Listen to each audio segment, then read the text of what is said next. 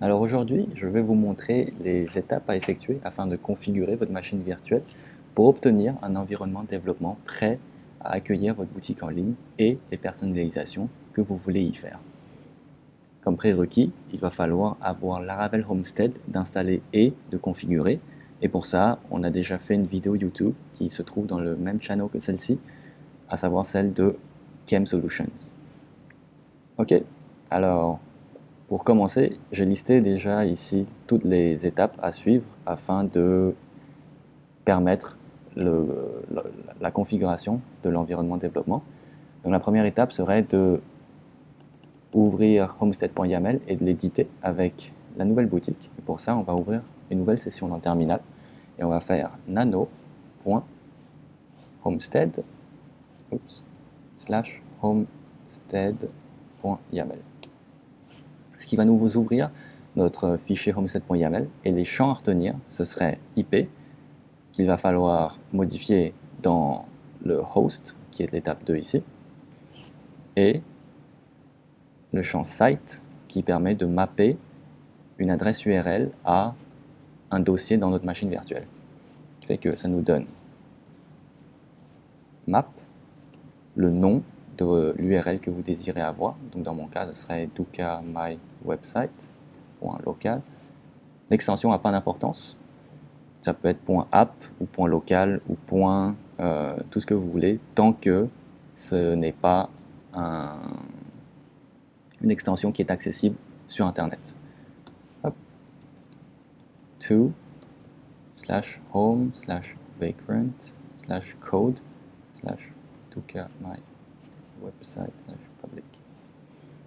Ok, donc une fois ça c'est fait, on va quitter Nano, sauvegarder et éditer maintenant le fichier host qui représente l'étape 2 des étapes à effectuer. On va faire sudo nano /etc /host. Et dans mon cas actuel, on peut voir que j'ai déjà quelques sites de configurés. Et on va ajouter une dernière entrée avec l'adresse IP qui se trouvait dans notre fichier homestead.yaml 192.168.10 et l'URL que vous avez entré encore une fois dans le homestead.yaml, dans le cas duka my website.local. Une fois que ça c'est fait, on sort de Nano, on sauvegarde et on en a fini pour le terminal du moment pour l'instant. La troisième étape, ce serait de cloner Bitbucket, donc cloner notre répertoire Bitbucket. Et pour ça, on va aller dans Bitbucket. Je me suis déjà signé in. Et dans l'option en haut à gauche, il y aura le champ clone. On clique dessus et on trouve une commande qui a déjà été sélectionnée. On a l'option soit d'y aller par HTTPS, soit d'y aller par SSH, mais pour le besoin de cet exemple, on va choisir HTTP. Donc on clique dessus, on copie, on retourne dans le terminal et il faut aller dans le dossier code, qui est le dossier que vous avez configuré dans le homestead.yaml afin d'y accueillir tout le code de vos boutiques en ligne. Fait que dans mon cas, on va voir, si je fais ls, il faut voir que mon fichier code est là, donc on va changer pour aller dans le dossier code. Une fois qu'on a fait ça, on colle la ligne et je vais écrire duka my website parce que c'était ce que j'avais mis dans le homestead.yaml encore une fois. Ok, donc entrée. Et Git va maintenant cloner l'ensemble du répertoire depuis le serveur sur la machine locale.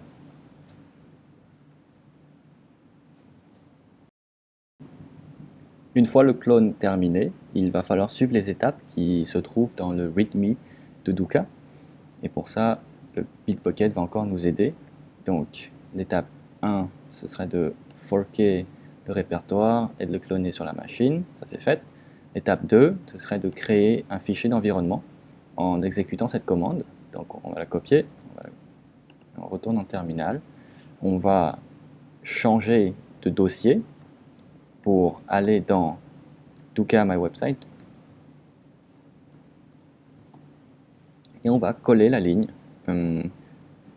qu'on a copié à partir de Bitbucket. Hop. Donc maintenant, si on fait ls-a pour lister tous les fichiers, y compris les fichiers cachés, on peut voir que env est disponible ici. C'est bon. Donc là, on en est à l'étape 4, même si les lignes sont un peu décalées. Donc on en est à l'étape 4, et l'étape suivante, ce serait de modifier justement le fichier .env avec les valeurs appropriées de Kem API User et de Kem API Key. Et pour ça, on peut déjà ouvrir le fichier .env pour voir ce qu'il y a à l'intérieur. Donc on va faire nano.env, et on peut voir que certaines valeurs sont déjà disponibles, mais les deux lignes qui nous intéressent sont celles-ci, Kem API User et Kem API Key. Donc pour ça, on va aller dans la console.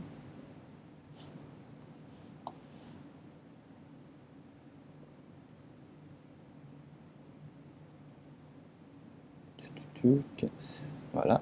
Donc moi je vais me loguer in avec mon identifiant et mon mot de passe. Toc.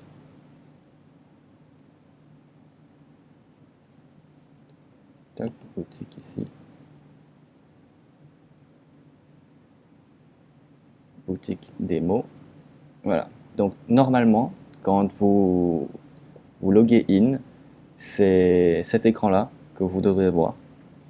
Mais comme moi, j'ai un compte administrateur, c'est peut-être un peu différent. Mais dans tous les cas, ce que vous devrez avoir ressemblera fortement à cet écran-ci. Donc si vous descendez en bas, vous verrez une option développeur. Cliquez dessus. Et un champ clé d'API avec ici une clé déjà créée qu'on va afficher en cliquant sur afficher et en entrant mon mot de passe.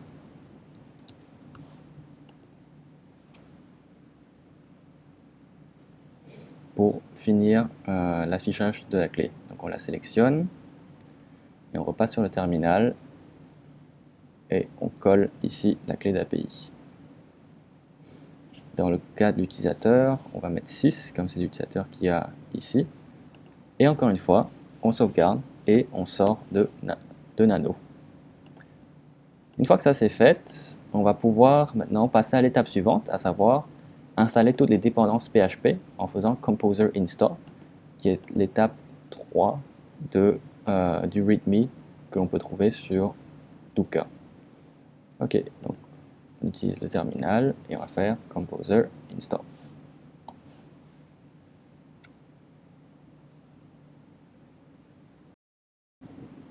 Une fois l'installation terminée, vous pourrez alors provisionner votre machine virtuelle en faisant Vagrant Provision. Et une fois la provision terminée, vous pourrez alors allumer votre machine virtuelle en faisant Vagrant Up, qui correspondent aux deux commandes listées ici. Si tout se passe bien, la machine virtuelle devrait alors être allumée et vous pourrez interagir avec celle-ci en faisant Vagrant SSH.